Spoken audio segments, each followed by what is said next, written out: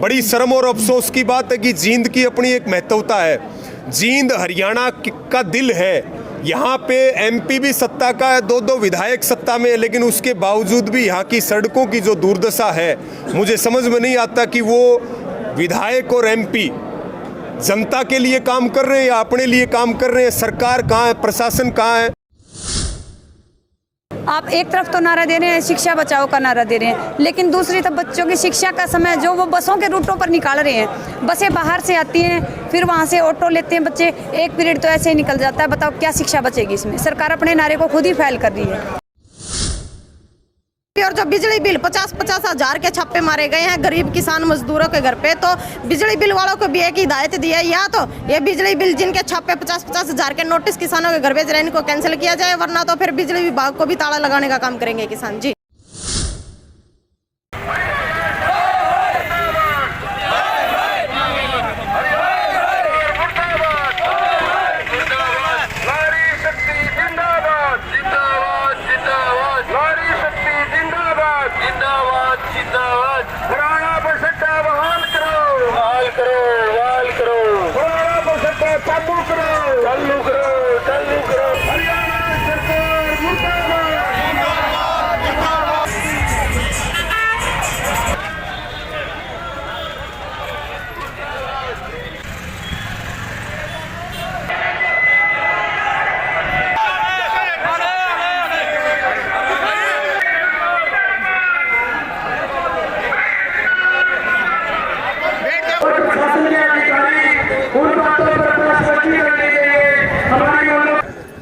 नया bus stand बना है, पुराना बस स्टैंड बंद हुआ है।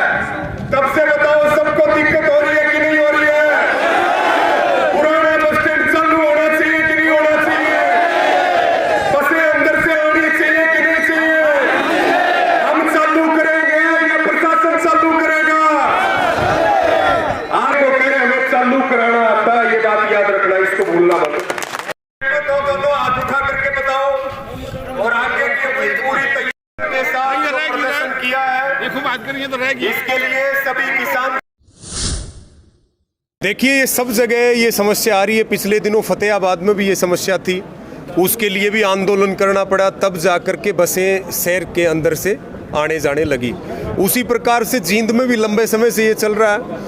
अब यात्री परेशान होता है, सबसे ज़्यादा परेशानी होती है मरीजों को, और जो कॉलेज और स्कूल में पढ़ने वाले जो स्टूडेंट्स हैं उनको सबसे ज़्यादा परेशानी है। वो 50-50, 100-100 रुपये रोज़ाना खर्च करके बस स्टैंड से अपने कॉलेज में आते हैं, फिर वापस नए बस स्टैंड पे जाते हैं। तो भारतीय किसान यूनियन ने निर्णय लिया कि हम केवल किसान की और मजदूर की लड़ाई नहीं लड़ते, हम आम जनता की लड़ाई भी भारतीय किसान यूनियन के माध्यम से लड़ते।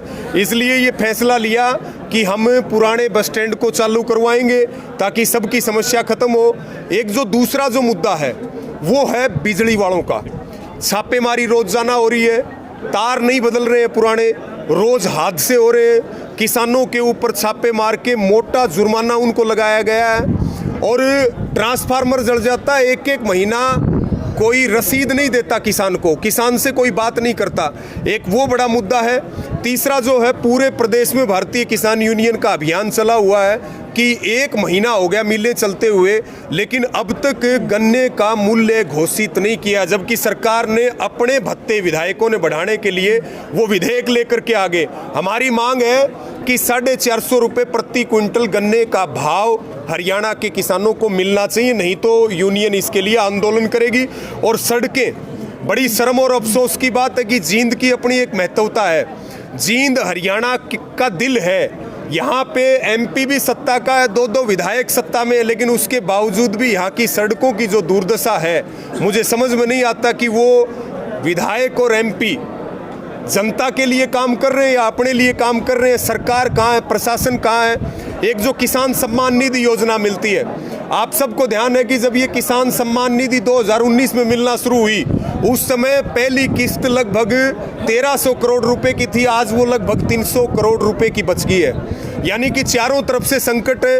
तो आज बड़ा प्रदर्शन हुआ है, ट्रैक्टरों के साथ हुआ है और एक अल्टीमेटम के साथ हुआ है। प्रशासन ने बृहस्पतिवार तक का समय मांगा है, हमने ज्ञापन दिया है। यहाँ के डीसी को सभी मांगों के लिए अगर बृहस्पतिवार तक हमारी मांगें पूरी नहीं होती हैं तो उसके बाद भारतीय किसान यूनियन आंदोलन करने का फैसला लेगी। आज यही संदेश बड़े प्रदर्शन के माध्यम से दिया गया। सबसे बड़ा जो हमारा मुद्दा था वो तो बसों के रूट को लेकर था। विद्यार्थियों को बड़ी परेशानी हो रही बसों के रूट बदलने से, नया बस स्टैंड खुलने से, क्योंकि बसें बच्चों को बाहर उतारती हैं। कॉलेज स्कूल में आने के लिए बच्चों का समय खराब होता है, पैसे खराब होते हैं। और दूसरी हमारी गन्ने के रेट को लेकर थी। गन्ने का रेट हमारा 450 होना चाहिए। बिजली बिलों को लेकर थी, जो हमारे बिजली बिल इतने बड़े बड़े छापे मार के सरकार ने गरीब आदमियों को यहाँ से वहाँ चक्कर कटवा रखे और बिल कम नहीं करी। हमारी ये मांगे प्रमुख थी और हम सरकार को भी चेतावनी देना चाहते हैं, भाई हमारी मांगों को पूरा किया जाए। आप एक तरफ तो नारा दे रहे हैं, शिक्षा बचाओ का नारा दे रहे हैं, लेकिन दूसरी तरफ बच्चों की शिक्षा का समय जो वो बसों के रूटों पर निकाल रहे हैं। बसें बाहर से आती हैं, फिर वहाँ से ऑटो लेते हैं बच्चे, एक पीरियड तो ऐसे ही निकल जाता है। बताओ क्या शिक्षा बचेगी इसमें? सरकार अपने नारे को खुद ही फैल कर रही है। कविता गोयत, सरपंच खरकरम जी।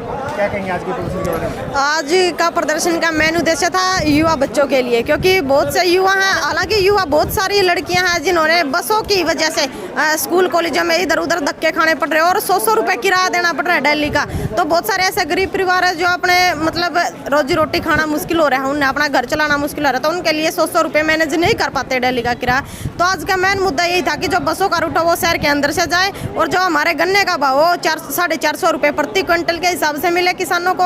और जो दूसरी हमारी अन्य मांगे थी, सड़कें जींद की काफ़ी टूटी पड़ी हैं, जिसमें हमारे व्हीकल्स वगैरह निकलते हैं तो काफ़ी दिक्कतें होती हैं, कई तो पलटी भी मार गई जो हमारी ऑटो रिक्शा है, तो उनके लिए भी। और जो बिजली बिल 50-50 हज़ार के छापे मारे गए हैं गरीब किसान मजदूरों के घर पे, तो बिजली बिल वालों को भी एक हिदायत दी है, या तो ये बिजली बिल जिनके छापे 50-50 हज़ार के नोटिस किसानों के घर भेज रहे हैं इनको कैंसिल किया जाए, वरना तो फिर बिजली विभाग को भी ताला लगाने का काम करेंगे किसान जी।